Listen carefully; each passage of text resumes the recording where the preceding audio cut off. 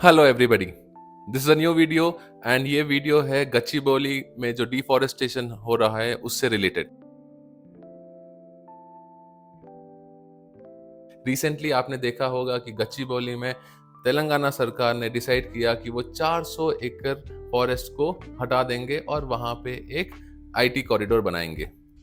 ये जो न्यूज़ थी, हेडलाइंस थी, वो ऑनरेबल सुप्रीम कोर्ट के नज़र में आई और ऑनरेबल सुप्रीम कोर्ट ने अपना सुओ मोटो कॉग्निजेंस लेते हुए अपनी पावर को एक्सरसाइज किया।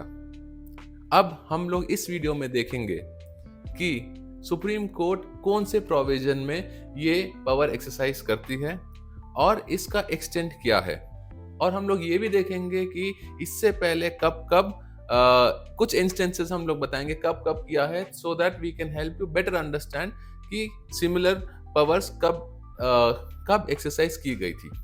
सुप्रीम कोर्ट ने आर्टिकल 32 एंड आर्टिकल 142 के अंदर अपनी पावर जो कॉन्स्टिट्यूशन में उसको मिली गई है उसको एक्सरसाइज किया गया था।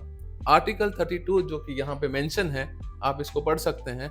आर्टिकल 32 ये कहता है कि सुप्रीम कोर्ट किसी के भी फंडामेंटल राइट को प्रोटेक्ट करने के लिए सेक्शन 32 के अंदर अपनी पावर एक्सरसाइज कर सकते हैं। जो दूसरा प्रोविजन है वो है article 142 of the Indian constitution. उसका टेक्स्ट भी इधर है। वो कहता है कि अगर सुप्रीम कोर्ट चाहे तो वो अपनी पावर एक्सरसाइज कर सकते हैं in the interest of justice.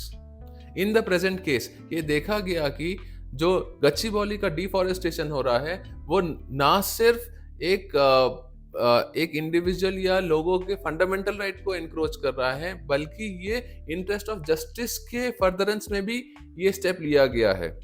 Honourable supreme court ने कहा कि आपको इमीडिएटली डिफॉरेस्टेशन स्टॉप करना पड़ेगा, और फिर कहा कि आपको रिपोर्ट लेके आनी पड़ेगी कि ये जो प्रोजेक्ट आपने लिया है इसकी आपने एनवायरमेंट इम्पैक्ट असेसमेंट करी है कि नहीं है।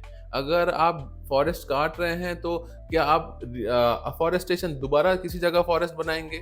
उन स्पीशीज का क्या होगा जो वहां पे हैं? जो एनिमल्स हैं उसका क्या होगा? जो प्लांट्स हैं और जो ट्रीज हैं उसका क्या है? इतना डेंस फॉरेस्ट है। ओवरनाइट आपने छुट्टी के दौरान अगर आपने सारा डिफॉरेस्टेशन करने का अगर निर्णय लिया है तो इसमें कोई चीज, सब चीज सही है कि नहीं है? कोई चीज अगर गलत है, कोई प्रोसीजरल लैप्स है, उस सब को कंसिडर करने के लिए सुप्रीम कोर्ट ने इसका कॉग्निजेंस लिया गया है। इंटरेस्टिंग बात यह है, ऑनरेबल सुप्रीम कोर्ट ने यह भी कहा कि अगर कोई भी लैप्स होता है किसी भी ऑफिसर के through, then the chief secretary of that particular state would be responsible. Chief secretary वो इंसान होते हैं जो हाईएस्ट ऑफिसर होते हैं, एडमिनिस्ट्रेटिव ऑफिसर होते हैं एक पर्टिकुलर स्टेट के। अब कुछ एग्जाम्पल से हम समझने की कोशिश करते हैं कि ये पावर सुप्रीम कोर्ट ने कब एक्सरसाइज करी थी इन द रीसेंट पास्ट। जहां तक कि मुझे याद है सुप्रीम कोर्ट ने कोविड के दौरान भी इसको इन्वोक किया था। फिर उसके बाद दिल्ली का जब पोल्यूशन बढ़ गया था, then the honourable supreme court had invoke this power. Further अगर कोई भी इशू है जो नेशनल इंटरेस्ट का है या जहां पे देखा जा रहा है कि वहां पे जस्टिस प्रोटेक्ट करने की जरूरत है, तो ऑनरेबल सुप्रीम कोर्ट अपना पावर इसमें एक्सरसाइज कर देते हैं। गच्चीबौली के केस से हमें यह पता चलता है कि आप लोगों का इन्वॉल्वमेंट एक पर्टिकुलर इशू में कितना इंपॉर्टेंट है।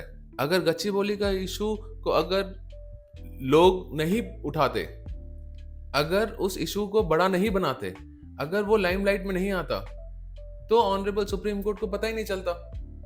जिस वजह से ये पावर जो एक्सरसाइज की जाती है वो नहीं करी जाती। सो मेक श्योर दैट अगर कोई भी इशू आपके आसपास है और अगर जेन्युइन इशू है तो आप उसको उठाइए, और ऑनरेबल सुप्रीम कोर्ट या ऑनरेबल हाई कोर्ट अगर इस अपना पावर एक्सरसाइज करना चाहते हैं तो वो लोग कर सकते हैं। Similar power honourable high court के पास भी होता है। आर्टिकल 226 के अंदर, in the interest of justice, honourable high courts of every state they can also exercise similar powers and give directions. कोई भी इशू हो, डिफॉरेस्टेशन का हो गया या कोविड का हो गया, या मान लीजिए कोई कैलामिटी आ गई, या कोई भी ऐसी चीज जिसको कांस्टेंट मॉनिटर करने की जरूरत है, तो उन इश्यूज को भी पिकअप कर सकते हैं। जैसे रिसेंटली बैंगलोर में क्या हुआ, लेक का मैटर, लेक्स खत्म की जा रही हैं, वहां पे हाई कोर्ट ने डिसीजंस दिए हैं बहुत सारे।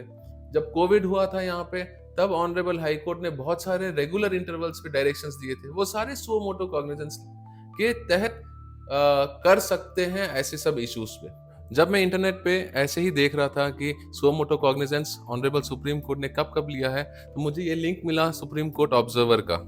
अगर आप लोग इंटरेस्टेड हैं तो आप देख सकते हैं कब-कब कैसे-कैसे यूज़ किया गया है, ताकि आपको एक बेटर अंडरस्टैंडिंग मिल जाए। सो इस वीडियो के लिए इतना ही। Thank you for watching. Please share, subscribe and spread the word. Thank you.